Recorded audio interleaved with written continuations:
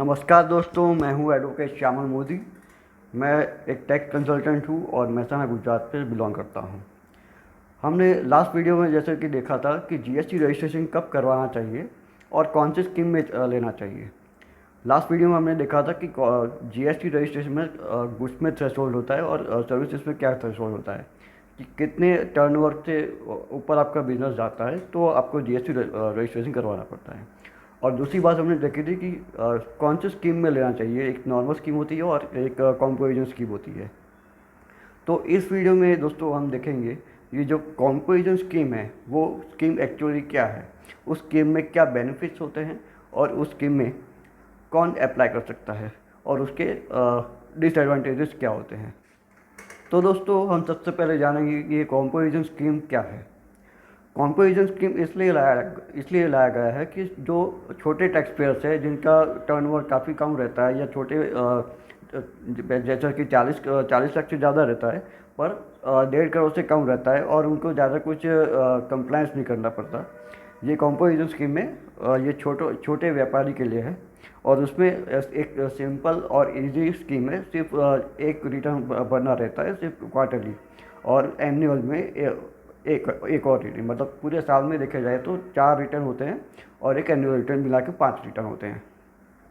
अब हम देखते हैं दोस्तों कि ये कंपोजिशन स्कीम में किसको जाना चाहिए, कौन इसमें अप्लाई कर सकता है। तो दोस्तों कंपोजिशन स्कीम में सबसे पहली कंडीशन ये रखी गई है कि जिन व्यापारियों का 1.5 करोड़ से कम सालाना टर्नओवर रहता है वो ही सिर्फ इसमें अप्लाई कर सकते हैं, बाकी के लोग इसमें अप्लाई नहीं कर सकते।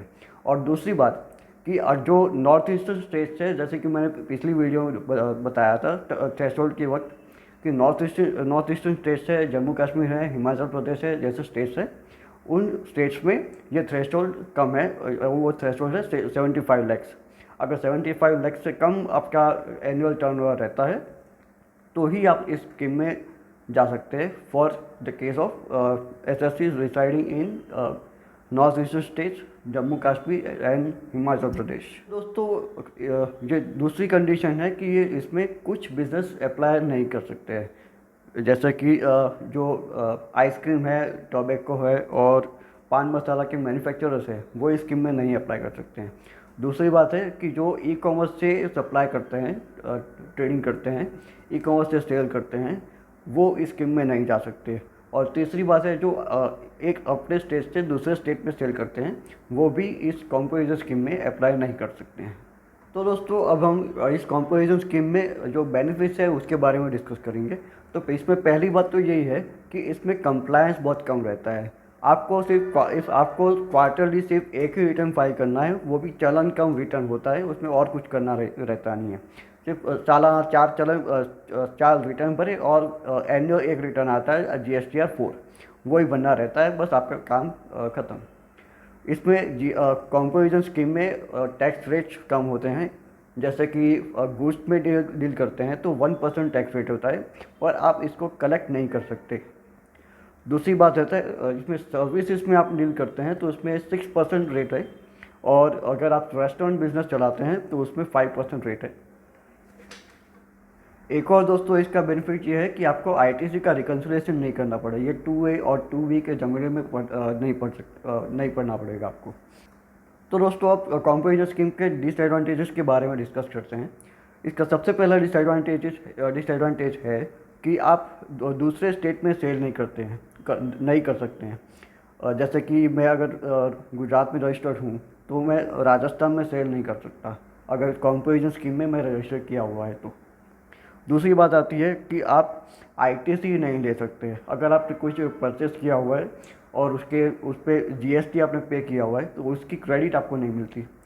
इनपुट टैक्स क्रेडिट आपको कंपोजिशन स्कीम में नहीं मिलती है। तीसरी बात आती है आप ई कॉमर्स के थ्रू नहीं बेच सकते हैं। जैसे कि अमेज़ोन में ई कॉमर्स की आपने रजिस्टर किया हुआ है, अमेज़ोन हो गया, फ्लिपकार्ट हो गया, या आपका अगर रेस्टोरेंट बिजनेस है तो स्विगी हो गया, जोमेटो हो गया, इसमें आप सेल नहीं कर सकते। ये कंपोजिशन स्कीम में अलाउड नहीं है। फिर बात करते हैं दोस्तों कि अगर आपके आरसीएम की लायबिलिटी आती है तो आरसीएम में रिवर्स चार्ज मैकेनिज्म तो इसमें आपको जो नॉर्मल रेट है वही पे करना पड़ेगा और इसकी आपको आईटीसी नहीं मिलती। नॉर्मल केस में क्या होता है, अगर आरसीएम की आपकी लायबिलिटी आती है और रिवर्स चार्ज मैकेनिज्म के अंदर आपको पेमेंट करना रहता है, तो उसको आप कैश लेजर से पेमेंट करते हैं और इसकी तुरंत आपको आईटीसी मिल जाती है। इसमें आपको नॉर्मल रेट से पेमेंट करना है और आईटीसी भी इसकी नहीं मिलती। तो ये एक और बड़ा डिसएडवांटेज है अगर आपकी आरसीएम की लायबिलिटी आती है तो। एक और बात है, और आप टैक्स इनवॉइस इसको इशू नहीं कर सकते इस स्कीम में। इसमें सिर्फ आपको बिल ऑफ सप्लाई इशू कर सकते हैं, जिसमें आप अलग से जीएसटी चार्ज नहीं कर सकते हैं। और एक बात आती है दोस्तों कि आप अगर नॉन टैक्सेबल गुड्स सेल करते हैं, इसके साथ भी टैक्सेबल गुड्स के साथ में आप नॉन टैक्सेबल गुड्स भी सेल करते हैं, जैसा कि अल्कोहल हो गया, तो वो इस स्कीम में अलाउड नहीं है। तो इस स्कीम में अगर आप वैसे गुड्स सेल करते हैं तो आप इस स्कीम में नहीं जा सकते। फिर बात करते हैं दोस्तों, अगर आपके एक से ज़्यादा जीएसटी नंबर है, एक ही पान नंबर पर एक से ज़्यादा जीएसटी नंबर हो सकते हैं, अलग अलग स्टेट में हो सकते हैं या फिर एक ही स्टेट में हो सकते हैं, वो भी पॉसिबल है। पर अगर आपके एक से ज़्यादा जीएसटी नंबर है तो आपको सभी जीएसटी नंबर पे एक ही स्कीम अप्लाई करनी पड़ेगी। अगर आप एक जीएसटी नंबर में अगर कॉम्पोजिट स्कीम में जाना चाहते हैं तो आपको सभी स्कीम में आपके सभी रजिस्ट्रेशन इसी स्कीम में कन्वर्ट करने पड़ेंगे। ये एक बड़ा डिसएडवांटेज है। फिर बात करते हैं दोस्तों, इसमें बिलिंग कैसे होगा। कॉम्पोजिट स्कीम में आप टैक्स इनवॉइस नहीं इशू कर सकते, जैसे कि मैंने पहले बताया। इसमें आप सिर्फ bill of supply he issue कर सकते हैं। ऊपर बिल ऑफ सप्लाई लिखना पड़ेगा और नीचे आप जीएसटी अलग से चार्ज नहीं कर सकते हैं। इसमें सिर्फ जो गुड्स होता है तो उसमें 1% रेट होता है, वो आपको अपने पॉकेट से पेमेंट करना पड़ेगा। आप कलेक्ट नहीं कर सकते उसका अलग से। और दूसरी बात है, आपको कॉम्पोजिट टैक्सेबल पर्सन ऐसा लिखना पड़ेगा जो आपको बिल ऑफ सप्लाई आप बनाते हैं इनवॉइस उसके ऊपर। फिर बात करते हैं दोस्तों कि आप इस स्कीम में ऑप्ट इन या ऑप्ट आउट कैसे कर सकते हैं। जीएसटी पोर्टल पर एक फॉर्म आता है CMP-02, उसके थ्रू आप ऑप्ट इन और ऑप्ट आउट दोनों ही कर सकते हैं। पर दोस्तों, और ऑप्ट इन सिर्फ साल में एक ही बार अलाउड है, वो भी अप्रैल से पहले, from the beginning of the financial year.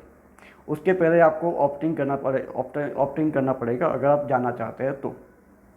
दूसरा ऑप्शन है, अगर आप नया रजिस्ट्रेशन कर रहे हैं तो उसमें रजिस्ट्रेशन करते वक्त आप सिलेक्ट कर सकते हैं कि ये हमें कॉम्पोजिट स्कीम में जाना है, तो आप कॉम्पोजिट स्कीम में तुरंत ही रजिस्ट्रेशन होकर जा सकते हैं। दूसरी बात करते हैं, अगर ऑप्ट आउट करना है तो कब कर सकते हैं। क्या वो भी एक सालाना एक बार कर सकते हैं? नहीं। अगर आप कॉम्पोजिट स्कीम में से नॉर्मल स्कीम में जाना चाहते हैं तो आप साल में कभी भी जा सकते हैं, उसमें बैरिंग नहीं है, आप कभी भी जा सकते हैं। तो दोस्तों, ये था हमारा दूसरा वीडियो जीएसटी के ऊपर, जो हमने कॉम्पोजिट स्कीम के बारे में डिटेल में डिस्कस किया। अगर आपको इसके ऊपर या जीएसटी के ऊपर कोई भी डाउट हो, कोई भी क्वेरी हो, तो आप कमेंट बॉक्स में ज़रूर से लिखिएगा। मैं उसका बने उतना रिप्लाई करूँगा जल्दी से। अगर आपको ये वीडियो पसंद आया हो, इन्फॉर्मेटिव लगा हो, तो प्लीज़ आप इसको लाइक करें, शेयर करें अपने ग्रुप में, अपने कलीग्स को, और ये चैनल मेरी चैनल सब्सक्राइब करें। थैंक यू दोस्तों, थैंक यू वेरी मच।